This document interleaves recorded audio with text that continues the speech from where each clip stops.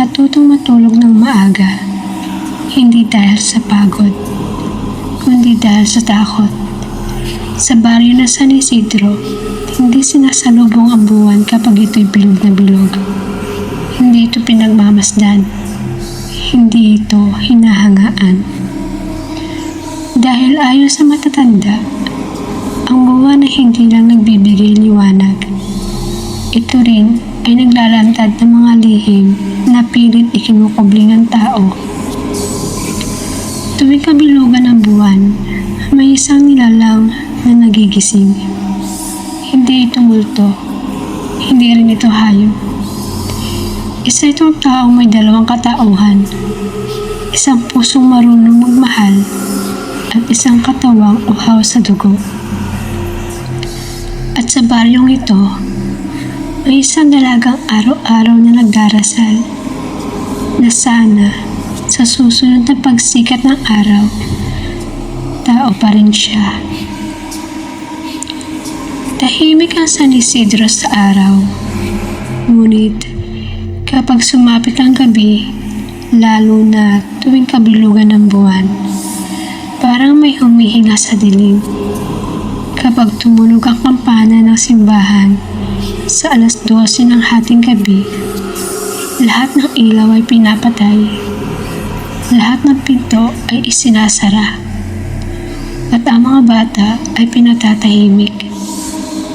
Dahil may paniniwala mga matatanda, kapag maliwanag ang buwan, may gising na hindi dapat gising.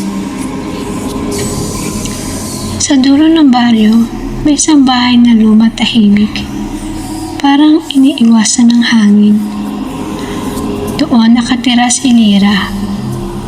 Isang dalagang bihirang tumawa, bihirang makipag-usap, at hindi lumalabas kapag gabi na kabilugan ng buwan. Kapag tinatanong kung bakit, napapatingin lang siya sa langit at biglang namumutla. Isang gabi, isang binatang tanod ang naglibot kahit kabilugan ng buwan. Hindi raw siya natatakot. Huling nakita siyang naglalakad papunta sa gubat. Kinabukasan, ang natagpuan ay ang kanyang itak. Nakabaon sa puno, baluktot ang bakal, at may dugo hanggang hawakan.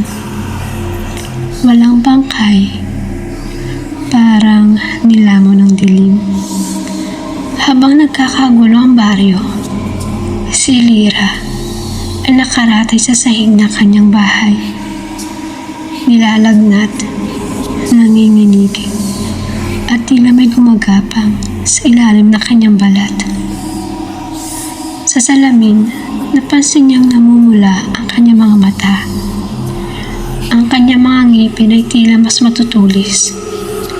At tuwing sisilip ang buwan sa bintana, sumasakit ang kanyang panga, parang may gustong lumabas.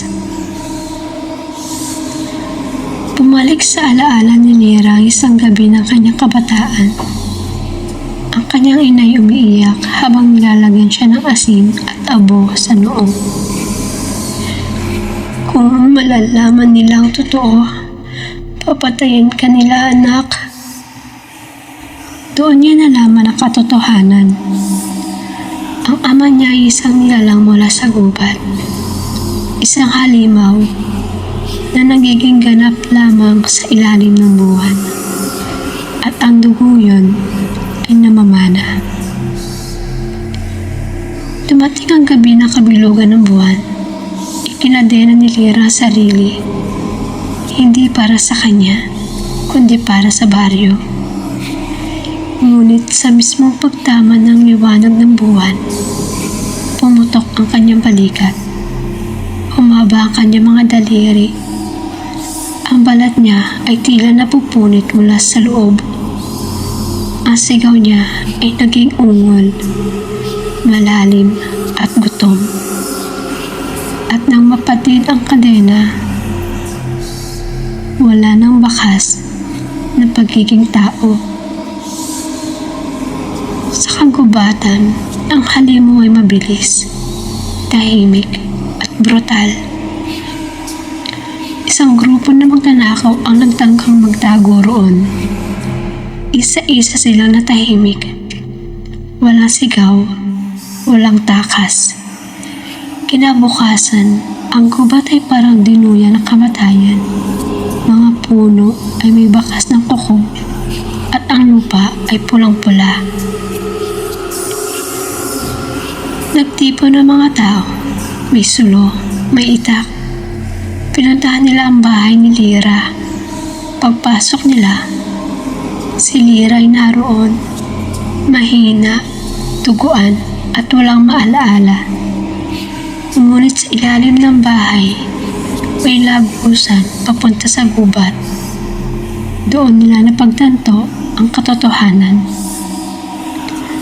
Umakyat siya sa bundok sa gabi ng pinakamaliwanag na buwan.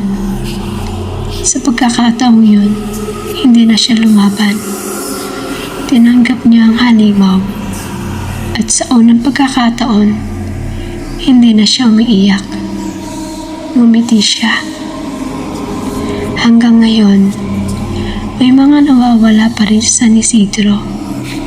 At tuwing kabilugan ng buwan, may mga nakakakita ng isang babae sa bundok, nakatayo sa liwanag, at sa likod niya, isang halimaw na hindi naghahanap ng awa. Dahil ang buwan ay hindi sumpa. Ito ay salamin ng tunay na katauhan. At sa bawat pagtingin ng buwan, may isang lihim na muling nagigising.